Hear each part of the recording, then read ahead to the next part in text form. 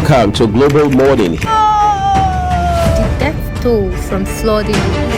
Most time our politicians just bring in policies too, for sure. Incidentally, we have several more stories. The legislature was carefully crafted to 22.2% inflation rate as of April this year. What does that say about where we are as a country? I think Nigeria has resorted to being resilient. Before you call a police station, before they even leave, they'll take permission from I don't think there's really anything on ground to improve. the struggle, the ASIS strike. The Minister of Education volunteered and said, give me 2 weeks. It was a lie. The president never gave me any deadline. Welcome to Global Morning. The death toll from flooding. Most time our politicians just bring in policies too, for sure. Incidentally, we have several more stories. the legislature was carefully crafted to 22.2% inflation rate as of April this year. What does that say about where we are as a country? I think Nigeria has resorted to being resilient. Before you call a police station, before they even leave, they'll take permission from I don't think there's really anything on ground to improve. the struggle, the ASIS The strike. Minister of Education volunteered and said, give me 2 weeks. It was a lie. The president never gave me any deadline.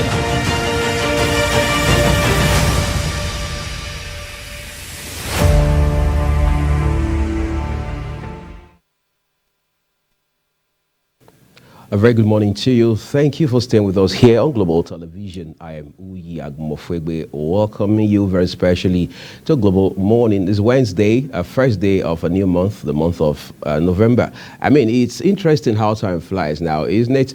It's the 11th month already. And for those who made resolutions, by the way, at the start of this new year, I hope you're getting on pretty impressively with those resolutions. However, you don't have to put pressure unnecessarily on yourself, just so you can stay alive long enough to see them all through. Yes, granted, the year is grinding to an end, but it's not the end of our lives now, is it?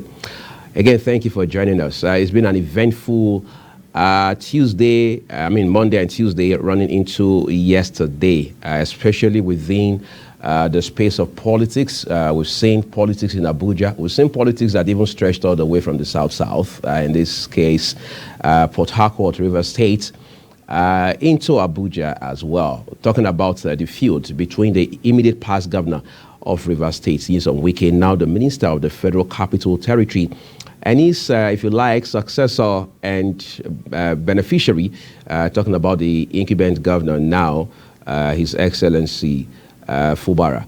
We understand there had been a fire outbreak at the State House of Assembly in Port Harcourt on Monday, early hours of Monday, and every other thing just spiraled from that ugly incident. We've seen the dynamics that have also played out within the State House of Assembly in Rivers. We've seen suspension of the state's chief judge. We've seen a change of leadership very critically within the State House of Assembly itself. And as of yesterday, many persons have said, look, there was no end in sight with regards to this crisis.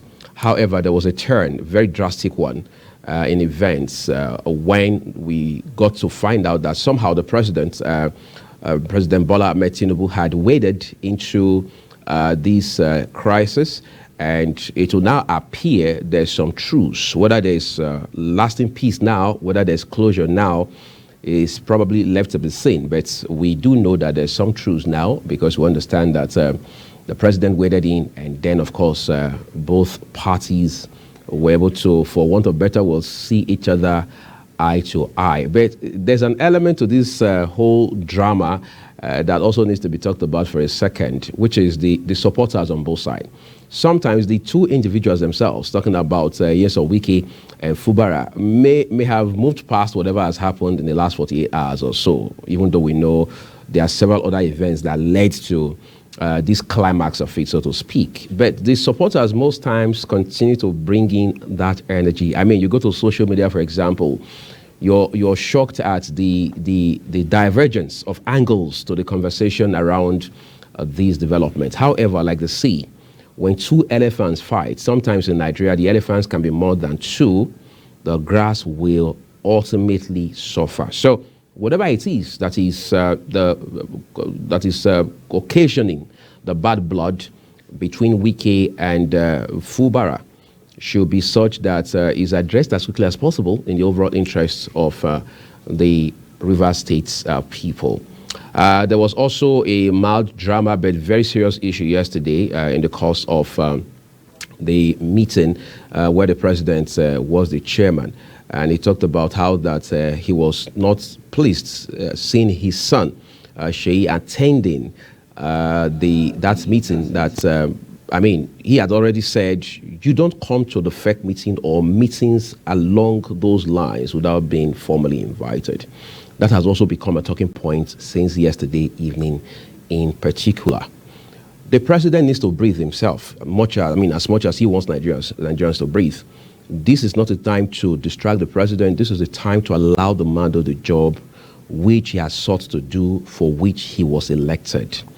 And he has also said, look, I will take full responsibility for how this country is governed under my watch. And as such, it's only fair. That is not asking for too much, for the president not to be under any circumstance distracted. So we're going to talk about all of these, but very importantly, we also want to look at women in politics. As of today, can we really say, with our conscience active, with all of the indices that we see, with the realities right in front of us in this country, that there is inclusive politics in this country? When we look at our politics top to bottom, left, right, and center, end to end, do we see that element of inclusivity? Are women actively participating? If they are not, what are the reasons? How did we get to that point where women, like some people have argued over time, have become relegated in such a way that their voice is hardly heard within the space of politics? There's also the school of thought that, look, nobody gives you power, nobody gives you that platform, nobody gives you visibility, nobody gives you traction. You've got to take it.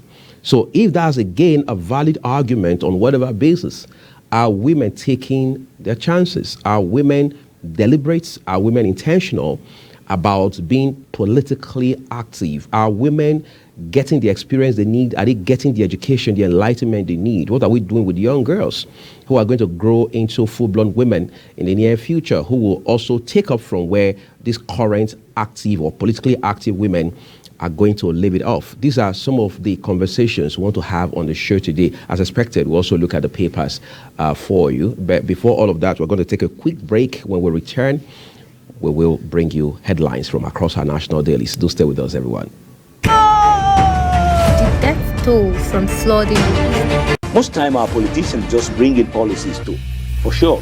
Incidentally, we have several more stories. The legislature was carefully crafted to 22.2% inflation rates as of April this year. What does that say about where we are as a country? I think Nigeria has resorted to being resilient. Before you call a police station, before they even leave, they'll take permission from I don't think there's really anything on ground to improve. the struggle with ASU strike. The Minister of Education volunteered and said, give me 2 weeks. It was a lie. The president never gave me any deadline.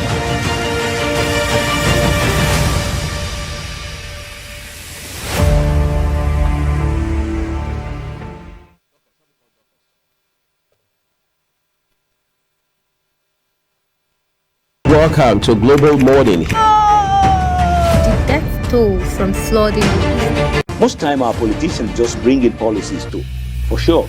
Incidentally, we have several more stories. the legislature was carefully crafted to 22.2% inflation rates as of April this year. What does that say about where we are as a country? I think Nigeria has resorted to being resilient. Before you call a police station, before they even leave, they'll take permission from I don't think there's really anything on ground to improve. the struggle with ASU The strike. Minister of Education volunteered and said, give me 2 weeks. It was a lie. The president never gave me any deadline.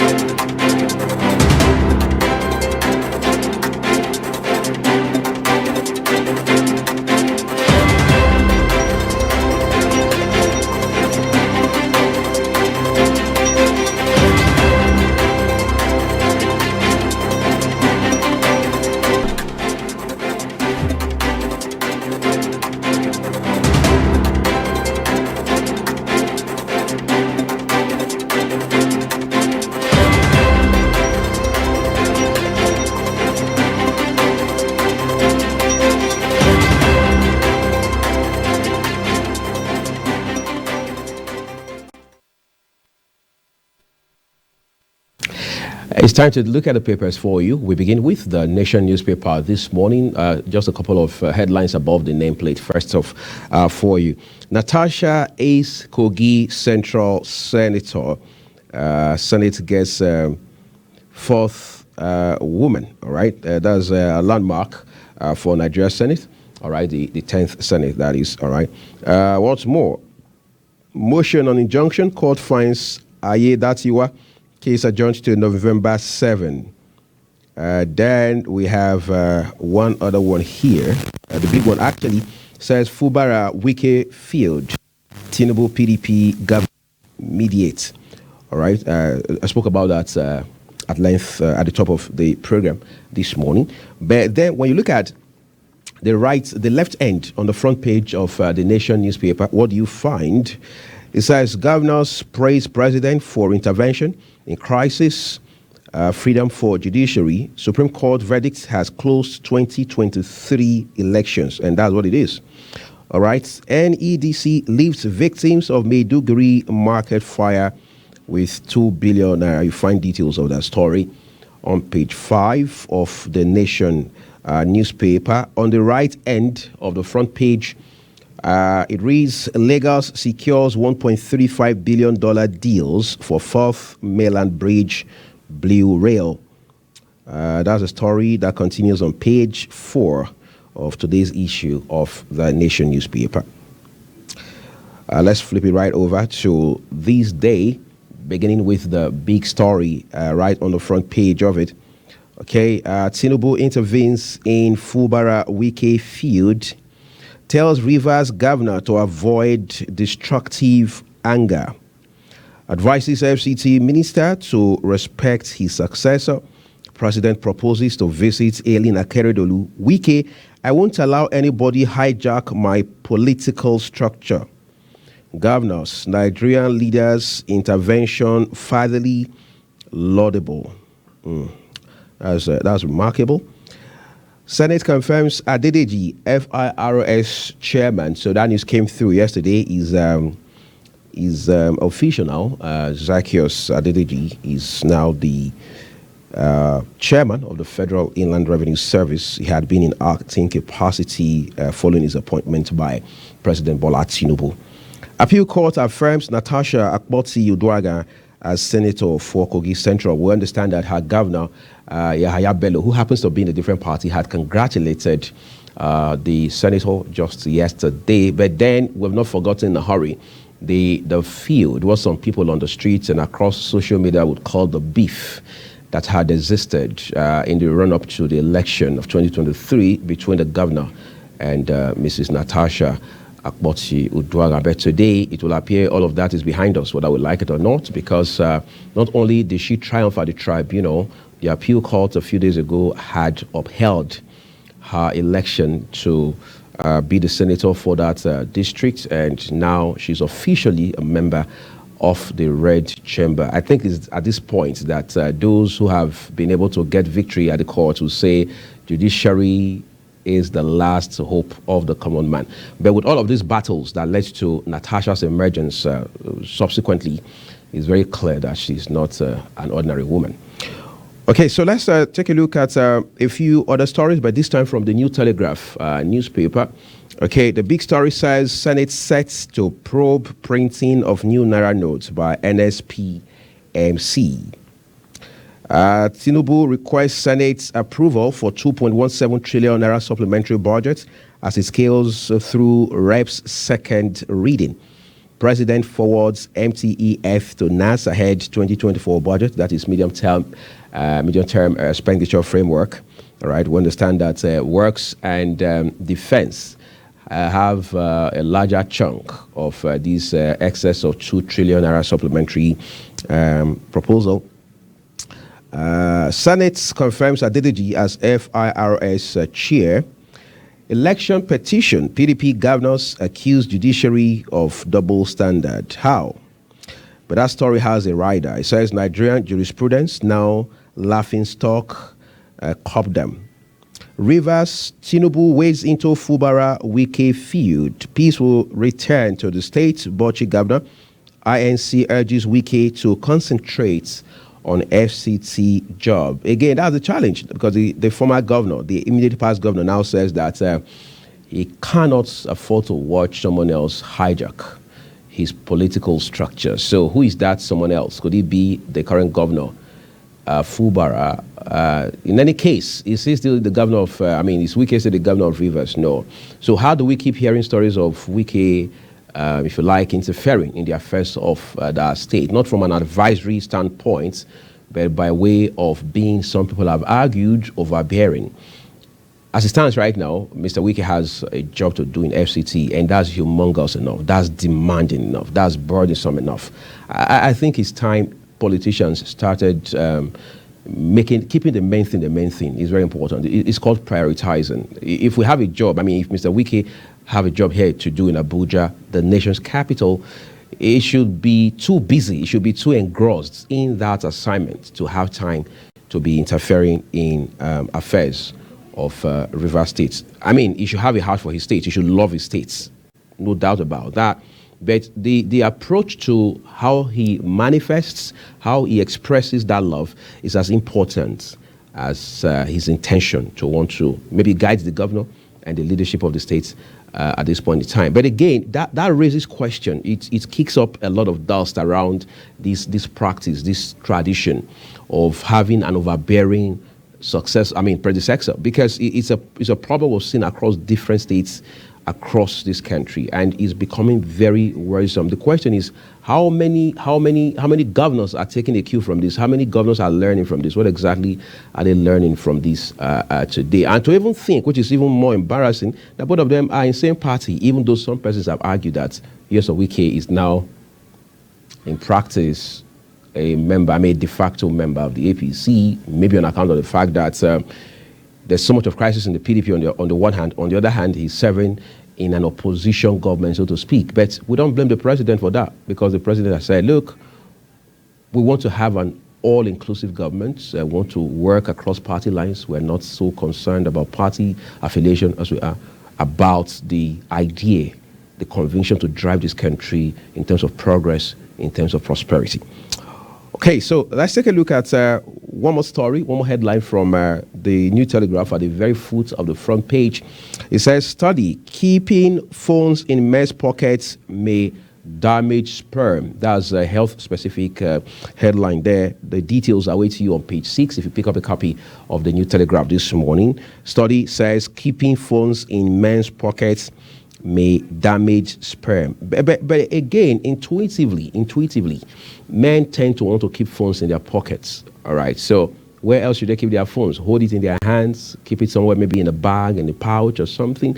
But then we need to find a way around all of this. The world is experiencing extremely trying times, not just only in health, in politics, in business, in environment. Look at what climate change is doing to us all across the world. Yes, we may argue and say climate change, the impact of climate change is more devastating in some part of the world than it is in others. But in the final analysis, we are all having to pay the price for how the climate is, quote unquote, dealing with us today. All right. But then we have a couple of more headlines to look at for you on today's issue of the New Telegraph. Appeal Court clears Silva for Bayelsa Guba. The writer says, affirms Natasha Akpoti, Kogi Central Senator. Okay, Mobad, Mali Larry drag police magistrate to courts over continued detention. And then on page 5, there's a story here that says, Supreme Court to hear suit seeking Uzodima's sack as Imo governor December 5. Okay, LIRS shuts down 34 firms over tax debts. That's Lagos Internal Revenue Service. It says 2023 education tax heists in a single year, according to TED Fund. Read up those details on pages 4 and 6 of the New Telegraph newspaper. Okay, on the just above the nameplates of the Telegraph newspaper, it says no plan to redenominate Naira, says CBN. You know, we had that redenomination under the leadership of the former, now some people say embattled governor of the Apex Bank, Godwin Emefiele. But now The CBN, under the leadership of Dr. Olayemi Cardoso, is now telling Nigerians, look, we have no plans whatsoever to redenominate the Naira. Okay, but the conversation around the Naira is huge and quite interesting for the wrong reasons. But then it's not what we want to delve into just this morning. A last headline coming your way this morning from the New Telegraph newspaper. Q2 2023, private sector remits 57.371 billion naira pension into workers' accounts. Okay, that takes us to our next paper, which is the authority. That's the last one taking a look at just before we get our conversation on this morning. And after that, we'll take a look at a few more for you before we wind down altogether on the show this morning. So as we turn to the authority above the nameplates, it says Police Council confirms Egbetoku as IGP. Global TV did bring you that story yesterday. No plan to redenominate Naira, CBN. Details on page 8 of the authority. Naira to exchange for 650 to the dollar before December. The federal government will be held accountable along these lines because we understand that the Committee on Tax Reform set up by the advisory committee, that is set up by the president, had said that before December, the Naira will regain its weight, so to speak, very significantly. And now we're hearing before December, it will be 650 Naira to the dollar, and we hope it gets there, even though that's not the best we can do, but it's way better than what we are doing at the moment. I mean, look at the last couple of weeks. The Naira has embarrassingly depreciated against the greenback. And Nigeria has systematically, gradually, and in a sort of stealth mode, become a dollarized economy to the point that even some senators are now even bothered about what has happened to the Naira in very recent times. We hope we continue to strengthen manufacturing sector, the real sector in this country. We continue to whip up policies, formulate policies that would drive growth internally. Our production capacity continues to increase so that we can earn foreign exchange, not just from oil. That's the problem, the over-reliance on oil. But again, this is a gamut of problems that we need to discuss again and again going forward. But then we need to look at quickly a few more headlines from the authority this morning.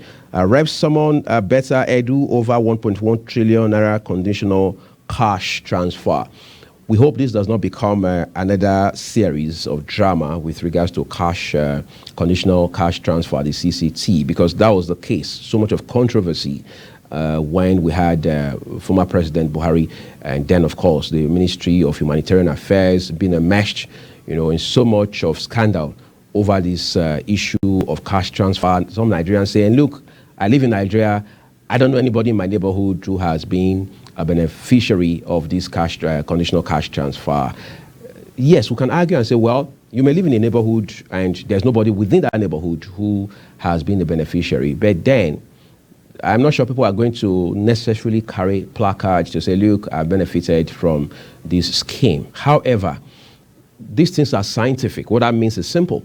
These are initiatives that are driven based on data. So we say we want to empower, for example, 15 million households, 15 million, not 15 million Nigerians. Let's be clear, this is purely contextual. You say you want to empower 15 million households. Now the question is, how did we come about figuring out who these 15 million households are?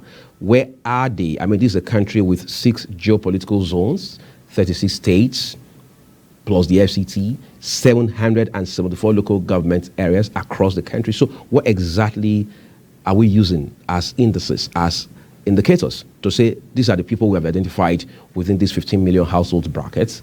And then in the final analysis, what are the KPIs, the key performance indicators we're using to determine whether we succeeded at it or not? Because ultimately, it is not only for Nigerians, it is by Nigerians. So Nigerians, both those who have benefited and those who are not eligible to benefit, depending on what criteria that the government is using, will ask questions, would hold the federal government accountable. Because let's not forget, overall, this is a part of the renewed hope agenda of the President Bola Tinubu-led government. That's what we'll leave it with the papers temporarily. We're going to return to other dailies for you in the course of the show this morning, but we are hitting the quick break now. When we return, you'll meet my guest, and then we'll put the discussion on the road full throttle. Do stay with me.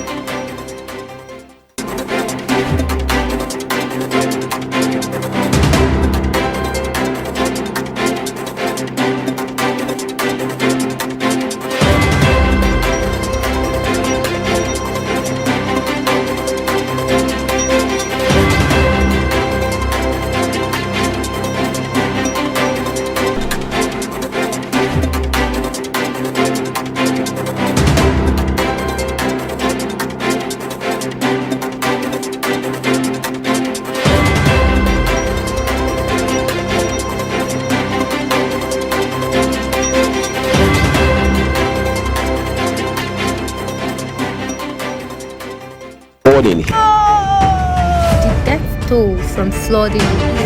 Most time our politicians just bring in policies too, for sure. Incidentally, we have several more stories. The legislature was carefully crafted to 22.2% inflation rates as of April this year. What does that say about where we are as a country? I think Nigeria has resorted to being resilient. Before you call the police station, before they even leave, they'll take permission from I don't think there's really anything on ground to improve. the struggle, the ASIS strike. The Minister of Education volunteered and said, give me 2 weeks. It was a lie. The president never gave me any deadline.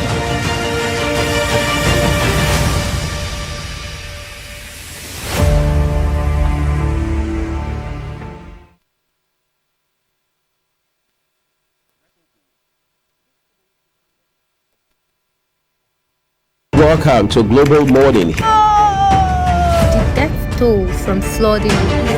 Most time our politicians just bring in policies too, for sure.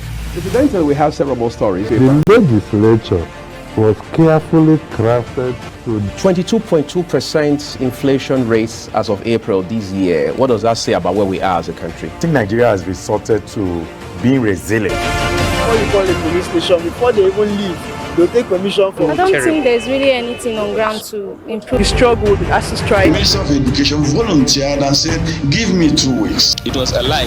The president never gave me any deadline.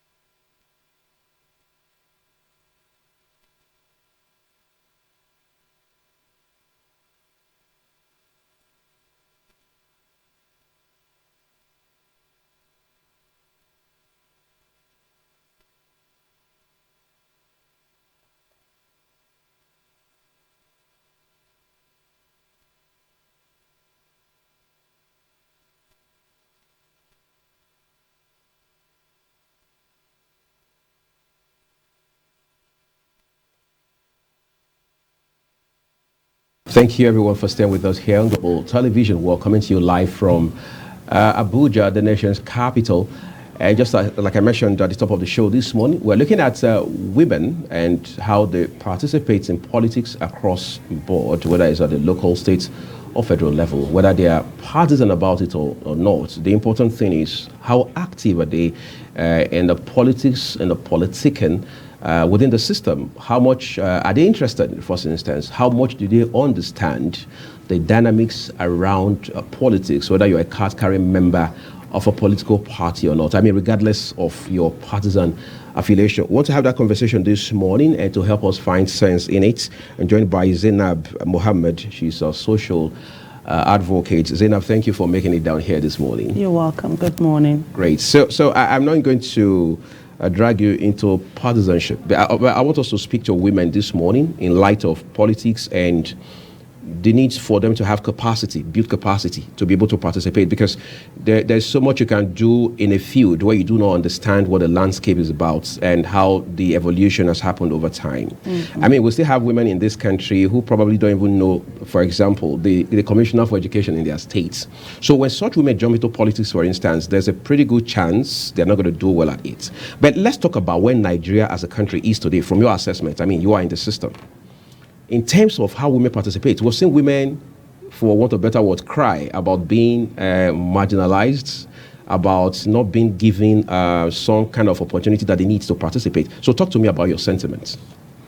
Thank you, Mr. Uyi. And there are some words that I will not use for the purpose of where we are right now. Mm-hmm. When you talk about marginalization, yes, some of us have talked about that in the past. But fast forward 2023, I sincerely believe Nigerian women and girls have come a long way when you talk about politics or inclusion or participation. Nigerian women have been participating in politics for a very long time. Yes, the number is not reflecting the work we do in terms of appointment and political, especially elective position, but women have participated, I think, far more than the other gender, I would say. But I think the gap there, we will not talk about marginalization anymore. We're talking about financial. Right. Money politics is what is creating the gap. Are women at a disadvantage in that regard? Very, very disadvantaged. Women's priority is different when it comes to chucking out that amount of money. And to be honest with you, yes, politics is, you need to have money, but we are doing it differently in this climate. We are using the money more than speaking to the issues. Like you rightly said, in some states, at some local government, some women, or some people, not just the women, we need to create more awareness. We don't just say just the women. There are a lot of people that the government or the people in government are really disconnected from the grassroots. And I'm one of those who keep advocating we must continue to have citizen engagement. Once you do citizen engagement, it even helps you in a political position to carry out your work as someone. You carry out your governance work. We are not differentiating politics, politicking, campaign, and being in a position of authority. Politics is over, campaign is over, elections are over. Well, in some states, elections are over. But now it's proper governance.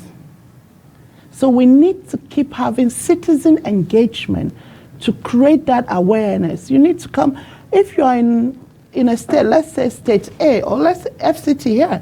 If FCT is a state, you expect every commissioner to have a citizen engagement, to talk to the stakeholders. The critical stakeholders are not the people you work with. Right. The critical stakeholders are the people you are advocating for, the people you took an oath of office to protect, to uphold.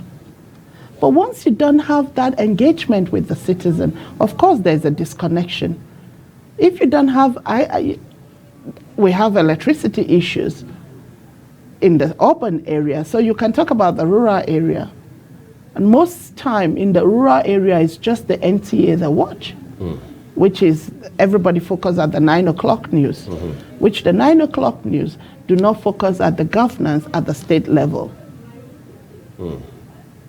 So we need to bring the practical, you need to be with the people. After all, you went campaigning for that position. And the people, okay, as a governor, you went campaigning with the team that you are now creating as your commissioners or your SAs. So they need to go back to the community or to the rural areas and do citizen engagement. Interact with the people you ask them to vote for you.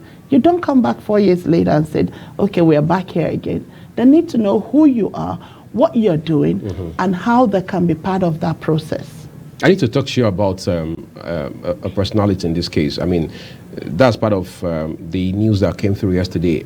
Natasha Akpotsi-Uduaghan is now a senator. She happens to now be the fourth woman on the floor of the Red Chamber. First, talk to me about what that means for women in politics in this country, because we know of the battle that led to this climax as now appears to be. And then this is a Senate that has 109 members, and you have 4 women. That's quite a lot of disparity. How do women intend, or how should women be working towards closing that gap? Of course, there may not be, if you like, equivalence in terms of having the same number of men on the floor of the Senate as you have women. But how do you bring in more women into the space in such a way that women can say we're drawing inspiration from this Natasha Akpotsi, if you like, phenomena to drive our conversation, to drive our narrative around women inclusion in politics? First, thank you to mention my sister Natasha.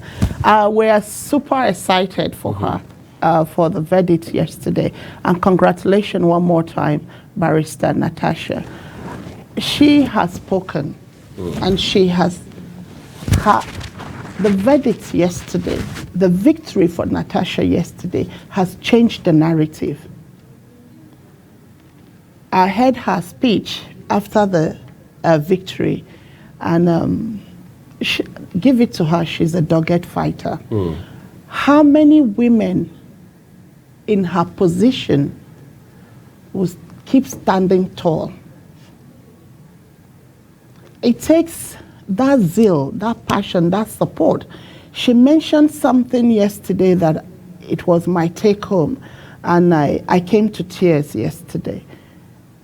Natasha mentioned the support she got from her husband. If every man, father, brother, uncle, spouse, partners, friends stand tall with their women in their life, their daughter, their wives, their sister, of course we'll have more wins. But we have a lot of stigmatization. We have a lot of mental abuse. We use the tradition to do that in some certain areas where women will be called all sort of names because you are already vying into political space. And then you start thinking, okay, I don't want to be given negative names. I don't want to be. So you start sharing away from your focus. Just to avoid scandals. Just to avoid scandals and the name calling. You start shying away from your real goal. But what happened with Natasha? She never did shy away from her real goal. But she had a husband who was very supportive, and she had the male folks around her that supported her vision, who believed in her and supported her. So I will use the same platform to tell other men. That was a real key take home for me yesterday. And that shows that once we get the right support at every level, the women will strive. As of today, Nigeria has 36 states. Not one state, I say, not a single state has a woman governor. What does that say about the kind of system that we run? I mean, we talked about tradition a while ago. Tradition finds at some point some sort of fusion with politics, because the way we politic in Nigeria is not the same way they politic in Britain or in the US or in Germany or in Switzerland. How is it that since 1999 till date, I mean, this is 23 years into a new millennium, Nigeria does not have a female governor? What does that say? Well, I'm glad you are a male, but we are in a patriarchy system. We're in a patriarchy system. We can't shy away from that. Like you said. So it's a man's world. It's a man's world in Nigeria. That's the honest truth. You cannot tell me that there are no women that are capable to deliver the best outcome for states. We had one recently. Binani did everything humanly possible including the financial we're talking about. She did everything. Her people came out en masse to vote for her. In Adamawa State? In Adamawa State. Some of us went to celebrate with her. Yet, however it may be, because I will not sit down here and authenticate social media stories. Video clips went viral of things that happened to her. Her car, attempts on her life, the cars and things. Is that how we should do politics? I say it again. If you are a sitting governor for the first time, you think you want to go for the second time, then do the right thing. The right thing is not magic. It's black and white. You're not using your parental or inheritance money to run the states. So until women are given the appropriate enabling environment, we will not see what we are talking about. But in women have come out in even places in more than 5 states in Nigeria to run for governorship. They don't even cross the primary. But the problem we have is at the primaries as well. Primaries are handpicked and people are paid money to vote for who. So there is no internal transparency within political parties? There is no internal transparency within political parties, and that happens at the primary elections. Right. Until chairmen of political parties start looking and estraying it with all transparencies and being intentional about giving the right person the right position. You just talked about women not being given their space, not being given the opportunity to shine through in terms of political leadership. Our president, Bola Ahmed Tinubu, had said time and again that power is not served a la carte. Then they say nobody gives it to you, nobody gives you power, you've got to take it. Whatever that means, I mean, regardless of what context we're speaking, I mean, you're going to talk about it from, nobody gives men power. Men also have to struggle amongst themselves as men. And then, of course, as they say, may the best man win. So will it not be, therefore, unrealistic for women to expect that power is going to be served maybe with a golden or silver spoon? I think that narrative is not right. When I talk about giving enabling environment, I just mentioned Binani. Right. We saw gunshots. We saw people going at her. Violently. Women won't do that. That's not a la carte, I'm sorry. A la carte is going out there, talking about the issues that is affecting your local government or your senatorial zone, and proffering solutions that when you get there. And that's what the women are doing, not carrying guns. We don't advocate for guns carrying. We don't advocate for training our young men into being thuggery for political violence. The political violence in our climate today is so high. And that's something we need to address collectively. Both women, both serving, both non-serving, both supporters. We need to address political violence. We can't continue to eliminate people because they are oppositions. We can't continue to send fear to a woman because she's trying to apply for the same position as you. Come out and tell us what you have to offer for the people. There's the argument by some people that women themselves have internal issues they must have to be dispassionate enough to talk about. They say women are not even cooperative amongst themselves. I've heard people say jokingly off television that, look, what women do basically with regards to politics is they come and they just converge around the first lady, maybe the governor's wife or the president's wife here in Abuja, for instance, and then they wear ashwebi and hold big events and they go home. When it's election time, all the women go to vote for men. They come back 4 years later and they say 35% affirmation. Isn't that double standard? Isn't that a clear show of hypocrisy for women? I won't ascribe to that. I'm sorry. When you see women come out to support a governor's wife or the president's wife wearing ashwebi, is a different ballgame when it comes to being on the field. Some of us are gender advocates. We've been advocating for women and girls. Are women listening to this advocacy? Women are listening. The times are changing. The tides are changing. And a lot of conversation around that statement is happening within the women folks. I recently saw a lady who came out nationally on an African Women Conference and actually reaffirmed that everything she has gotten up till to date and where she is was the support from women folks. The pull-down syndrome was something that happened a few years ago. So has it died now? It's dying down. Not completely, but it's dying down.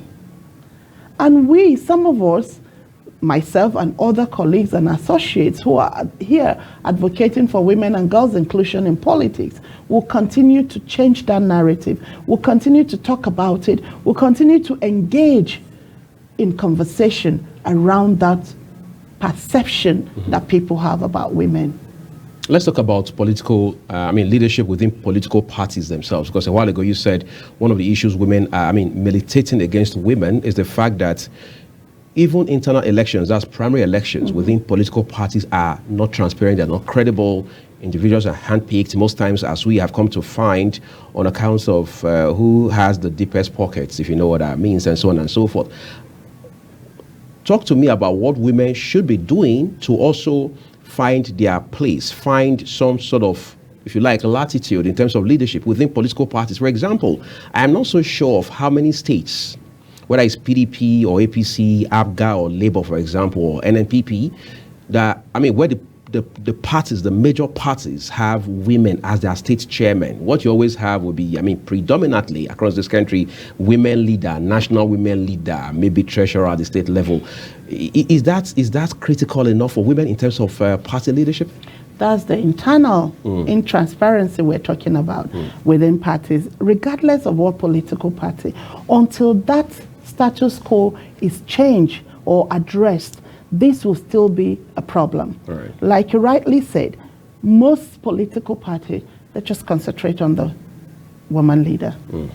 There are other positions within the executives that women can be part of. You just say, okay, we've given her a woman leader, we've given them a woman leader. Decision making, one voice against maybe 20 or 30 executive position. Hello, it's not mathematics.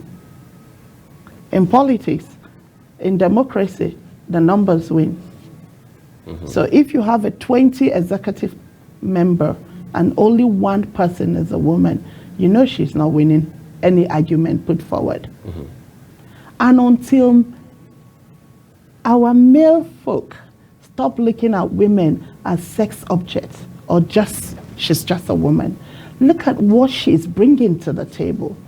And that brings me back to the Renew Hope agenda of the President Bola Ahmed Tinubu, bringing in some of this young female into the politics, changing the trajectory and bringing capacity. We've seen that. So until the political parties start looking inwards and start saying, okay, that's true. If we want women to be included, we want their voices to be heard, then let's start giving at least 3-4 positions. Then you have a voice. But I can't come to this table and we have about 20, the national chair, the chairman, the vice chairman, every political positions that is in the executive council, and then there's only one woman. How do you expect that woman, no matter what capacity she has to put on that table, how do you expect her, or how do you justify her voice being heard? It's a voting. Nigeria is a very cultural, tradition sensitive environment. From end to end, whether it's in the south or it's in the north, in the east or in the west. We have seen the so-called the other room syndrome play out. There are men who believe women have no place in politics. I can't afford to have my wife attend late night meetings and go to rallies. From one rally to another, and run after politicians and so on and so forth. How do we also, while on the one hand we are not in any way diminishing or, if you like, de-emphasizing our traditional values, but at the same time, on the other hand, we are able to drive politics within women in such a way that we can stand up tall and say women are a critical mass in our political process? Whether you like it or not, women are. And tradition, culture, religion, it's being used to thwart that in our society today. And it shouldn't be. Because if you look at I'm not going to go into quoting some Bible or Quran here, but there are women that have changed the narrative in those Bibles and in the Quran, that have spearheaded things that change the storyline that we are all emulating today. If we don't give women the enabling environment, yes, a husband might say that, must we have midnight meetings? The political parties in Nigeria don't seem to be able to do without midnight meetings. Must we have midnight meetings? The kind that starts at 8 p.m. and ends at 3 a.m. To make a decision. It's not an everyday thing. It's a once in a while thing. If that must be, then why wouldn't you support your wife? Why wouldn't you even go with her, accompanied her? At the meeting, you wait in the lobby or you wait in the waiting area for your wife to finish, if that's what you think. And if you can't go, assign someone to go with her. Midnight meeting is not every day. And honestly speaking, must we even have a midnight meeting? Yes, decisions are taken, non-interruptive decisions are taken, are being made, and things are being estuary. But that is not an excuse to say that women should not be participating in politics. Now, I give you a good example. We have a place like Kano State that has 44 local governments. So at the State House of Assembly, we're expecting to have 50 plus members who will be representing various local governments, who will be representing and being the mouthpiece of the people. So what happened to the girl-child talk? What happened to the women issues? Will the man discuss maternal mortality better than a woman who has experienced or who have seen it happen to another woman? Will a man discuss the girl-child issues better? There are some issues that, please, we need women to estray them. And if we are not giving this enabling environment for women to be able to participate in the right way and to address these issues, we will still be having those issues that affect the society, including the male folks. I want us to talk about women, but this time far younger women, the Gen Zs. I mean, you have found your foot in politics, especially from the angle of advocacy. You are interested, you are passionate about it. You come with sizable experience in terms of how to walk that tightrope around politics with the peculiarity that comes with our own kind of politics back at home.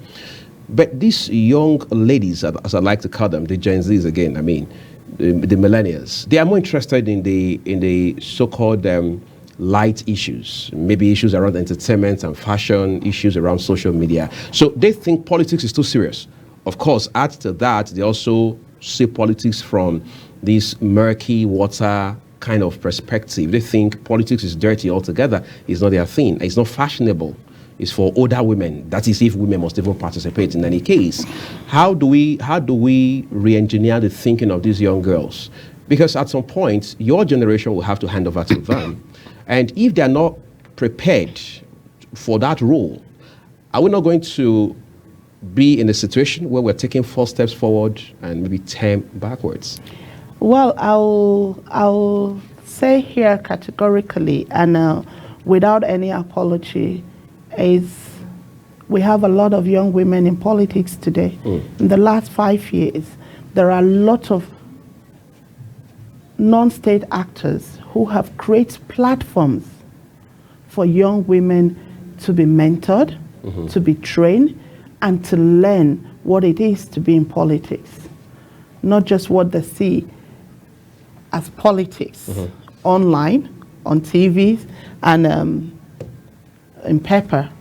But of course, for me, we had this conversation yesterday where someone was saying millennial, the Gen Zs and things. I wouldn't use those words. I would talk about the younger generation, because the minute you start using those words, you are affirming their own belief that the social media family. Right. Okay, so I will call them the younger generation and the next set and crops of leaders. But to be honest with you, a lot of younger generations are in politics right now. And with the Renewed Hope agenda, where we are seeing, in fact, younger than 30 being in appointive positions, that is already changing the narrative, like I said. So the younger ones are saying, okay, there are young people It's not just about older generation anymore. We have young ministers who are very proactive, who are doing the talk today. So, and that goes to show that they have mentors and role models that can actually pick from. But there are institutions right now set up by women as well to mentor younger generation of women coming into politics, to look at it in a clinical way, what politics is all about, and being in politics, what is expected of you as a politician. I'm just going to ask you one more question before we're done with this conversation. There has been controversy trailing the idea of First Lady, whether as the governor's wife or as the president's wife. In the case of immediate past President Muhammadu Buhari, he had said he didn't believe in the so-called office of the First Lady. So for the most part, Aisha Buhari was referred to as the wife of the president. Some people say, well, it's just a matter of nomenclature. She was still the First Lady, just the same. Nothing changed about that regardless.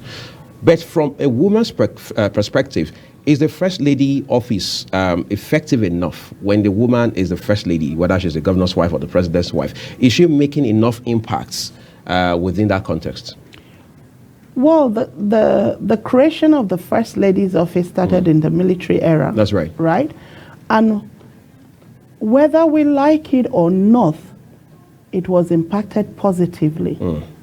Mariam Babangida started with the of blessed memory. Of blessed memory, right. Bless her soul. The Better Life for Rural Women. That's right. Was a project under the First Lady. And the First Lady, under that same project, were able to set up centers to train women in literacy. So that's a positive impact. Then other Mariam Abacha too, we had the health centers, which was then a very impactful. You can't take that away from it. When other First Lady came on board, I think of another blessed memory, Stella Obasanjo, she was the one that said, okay, every First Lady of every state should be able to come up with a project that will benefit the less privileged within their society. Right. Yes, it's a nomenclature, First Lady, office of the wife of the governor, office of the wife of the president. But as a spouse, you are not only expected to just be a spouse, but to be a work in progress, a co-pilot. Women are co-pilots. So what do you do as a co-pilot? Is to be able to, we need to advocate for more fundings to go into some of the... But women, for the most part, seem to make it look like us versus them, not as if we want to be partners in progress. Is it us versus women? It's not us versus women. We're partners in progress. The president is meant to deal with some of the executive decisions that are being taken on a daily basis. He has a lot on his plate. He needs to meet every day. He has his ministers who are supposed to be his foot soldiers in delivering some of those executive decisions for the country. But then when you have a wife who is taking care of the everyday today aspect of issues that affect the life of women, the life of young people, in fact, the life of the Nigerian citizens, I think they are co-pilots. They are co-pilots in the race, and I think we should give them that accolade. In some states where the wives are not being active, we should be able to find why and support those women to be active. Because for me, a governor's wife is more closer to the citizens of their states than the husband. Because the husband is saddled with doing the day-to-day running of every affairs, including the security of the state. So the wife can actually be the face of the governors with the people at the grassroots. I'd like to say a big thank you to you, Zainab Mohammed, social advocate, for coming to share your thoughts with us on this very topical issue on the show this morning. We're taking a quick break now, but we've not forgotten, neither have we taken our eyes off the development, the situation on the ground in Gaza.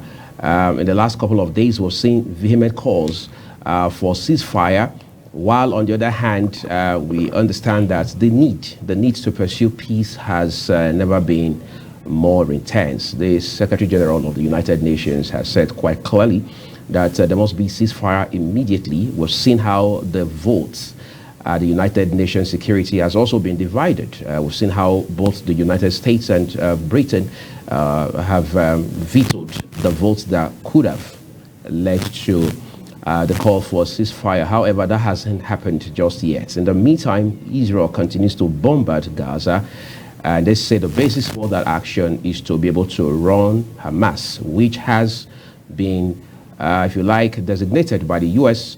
and the Israeli authorities as a terror cell.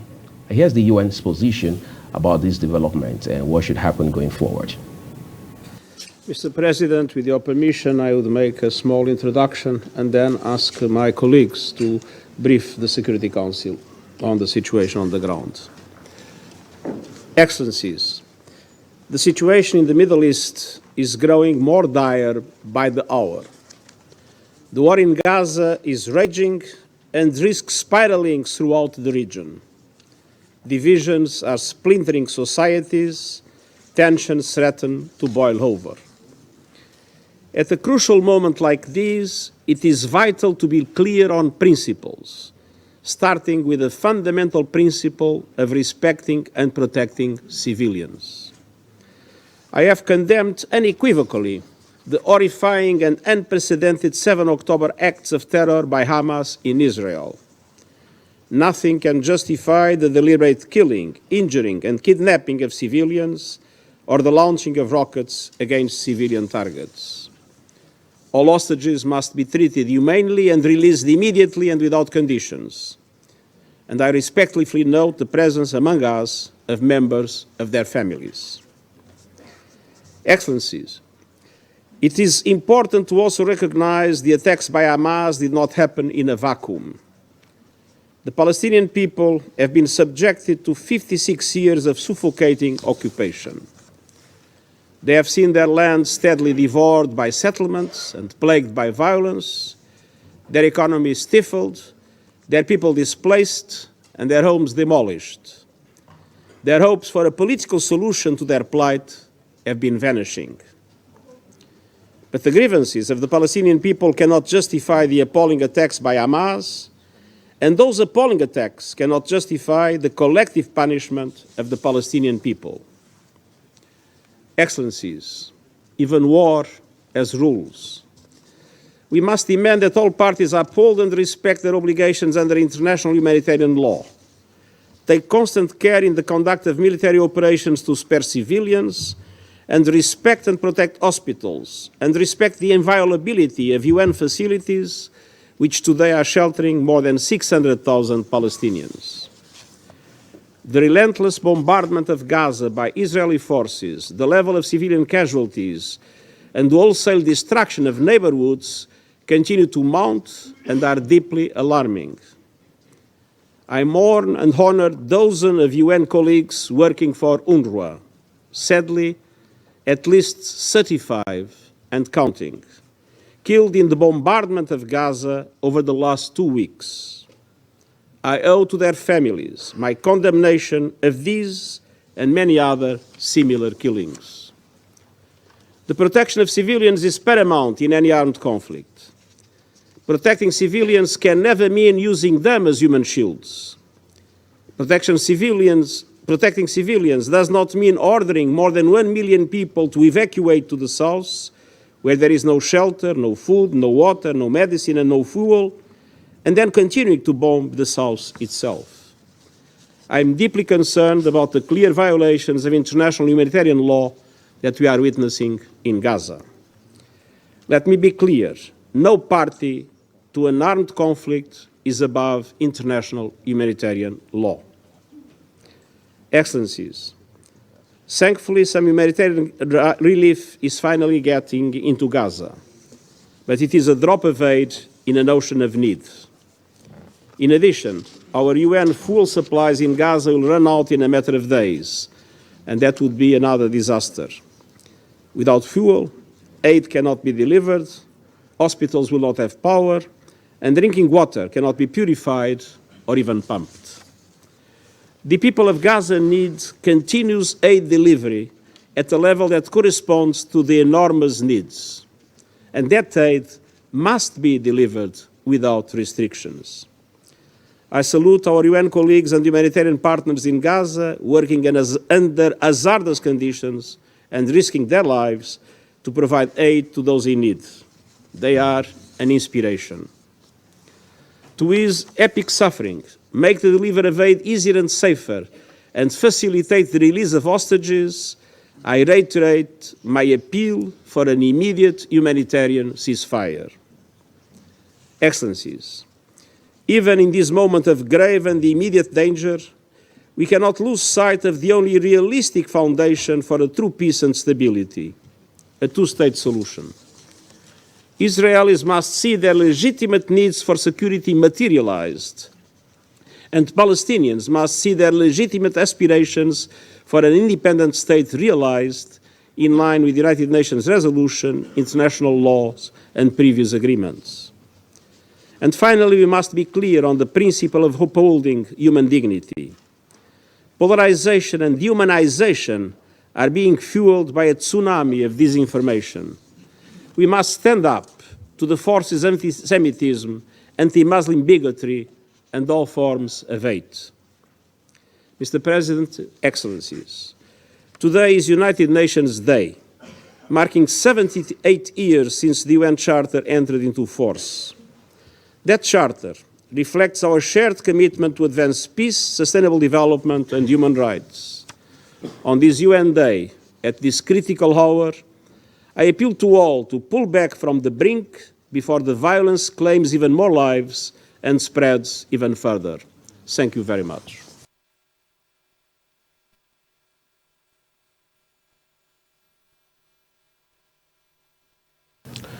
That was UN Secretary General, His Excellency Antonio Guterres there addressing the world on the occasion of the UN Day. 78 years down the line of the US existence, people are asking now, what have we achieved with this multilateral organization? But then, while we have the criticisms, while we have the doubts and the misconceptions and the misgiving about the United Nations, we can't take our eyes off some good that this, if you like, global organ has done in several parts of the world. However, with the war now between Israel and Hamas, it's now becoming a bit more difficult to see how much of positive impact that the UN has had on the world. We're going to return to the dailies for you quickly now. The authority is what we're looking at quickly. Just one headline, a few headlines, I should say, on the foot of the authority this morning. Tinubu reconciles Wike Fubara. Okay, we brought you that story again and again because apparently it's replicated across dailies today. What's more, stakeholders convene in Abuja for strategy for the development of statistics 2024 to 2028. Called judges to order over reckless judgments in Plateau. Forum urges NJC. Appeal court overturns Temipre Silva's disqualification as APC candidates for Bayelsa. You can read details of that story on the authority today. All right, let's look at the Punch for you quickly. On the Punch, above the nameplates, first we have a headline with the story of the Minister of Finance who doubles as coordinating Minister of the Economy. FG budgets 552.6 billion naira for arms anti-terror fights. Senate launches fresh probe into Naira redesign. Lagos secures $1.3 billion for fourth mainland bridge. Others. Rivers crisis. Tinubu PDP governors stop Fubara's removal. Protesters arrested. PDP governors excited as Tinubu intervenes. Wike receives Niger Delta leaders mum over crisis. Protesters, police clash at Speaker's residence. Fubara's kinsmen seek Rivers CP's removal. Appeal court clears Silva for Bayelsa poll, finds challenger 1 million naira. That's quite an interesting way to actually deliver that verdict at the appeal courts. Oya Dam, Ogun, communities panic over fresh flooding. These are basically stories you would find if you read up a copy of the Punch newspaper today.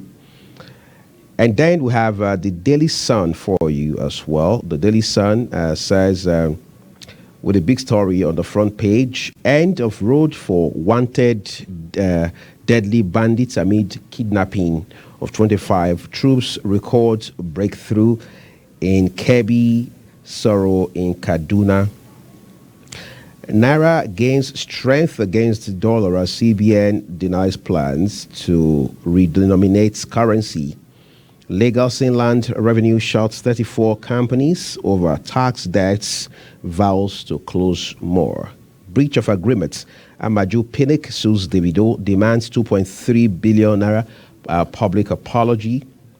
Tinubu intervenes in Wike Fubara clash. Duo meets at police council meeting. PDP governors charge all actors in Rivers. Crisis to sheath swords. Let reason prevail. Peter side. Tinubu sets up committee on police reform. Appeal court affirms Natasha winner of Kogi Central Senatorial seats. Tribunal upholds ex-Taraba Speaker's election. Then Ukbo community wins as Supreme Court resolves protracted land tussle with Abba. NBA pledges to uphold Wamboise, Wichwe's legacies. All on the Daily Sun newspaper. Our final port of call this morning, everyone, is the Leadership newspaper. On the Leadership newspaper, the headline just beneath the nameplate there says, new CBN Forex policy threatens 12 trillion naira poultry industry operators. Akboti wins appeal as court clears silver in Bayelsa race. Impeachment saga. Uneasy calm in Rivers as Tinubu intervenes. 150 protesters arrested. Fubara denies sacking council chairman. PDP urges calm. And then on page 4, you would read a headline that says, Segbetoku Adedeji confirmed as police revenue agency chiefs. FG Labour meeting to hold next week.